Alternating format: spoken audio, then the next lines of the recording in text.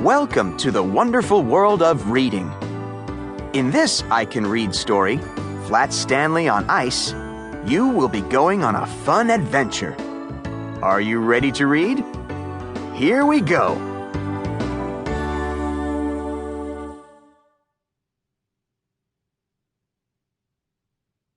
Stanley Lambchop lived with his mother, his father, and his little brother Arthur.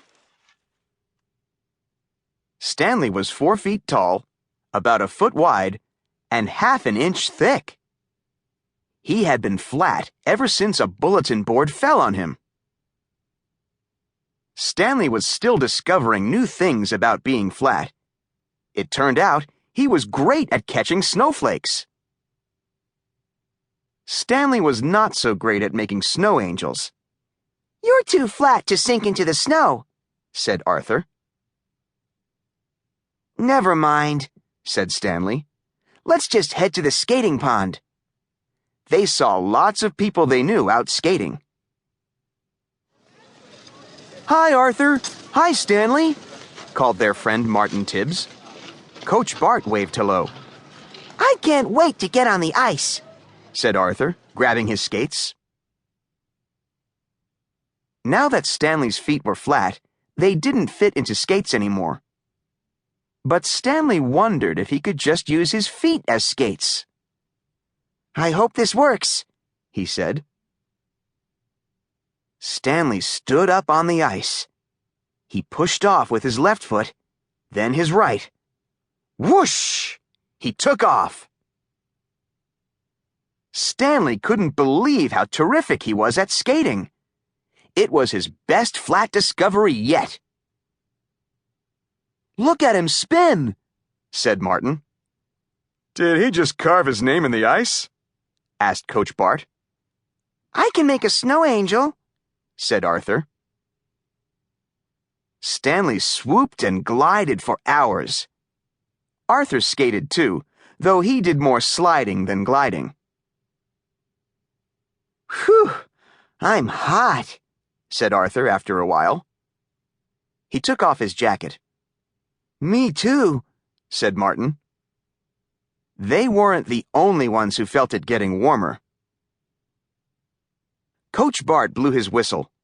"Everyone off the ice!" "No!" complained the skaters.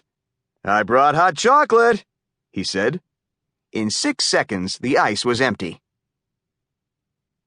Except for Stanley, still skating in the middle of the pond. "Stanley!" yelled Arthur. "Stanley!" yelled Martin. Out on the ice, Stanley heard his name. "Wow," he said. "They're cheering. I'd better put on a good show." Stanley got going fast. He pushed hard off his big toe and did a split in the air. When he landed, there was a loud pop. Stanley looked down. The ice was cracking right between his feet. "Help!" cried Stanley. "Help!" Arthur shouted back at him. "Lie down, Stanley! Make a snow angel!" Sheesh, thought Stanley. Was this really the time to tease him about snow angels? So what if he was too flat to sink into the snow? Then Stanley understood. If he lay down on the ice, he would be too flat to sink. Carefully, Stanley spread out. He was safe for now, but how would he get off the ice? Back on shore, Arthur was busy.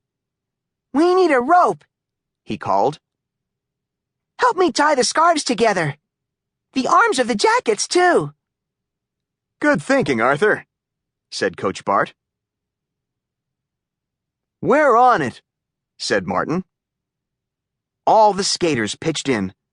Soon, they had a long rope to toss to Stanley. Stanley caught it on the first try. "Pull!" ordered Arthur. Everyone gave a mighty tug.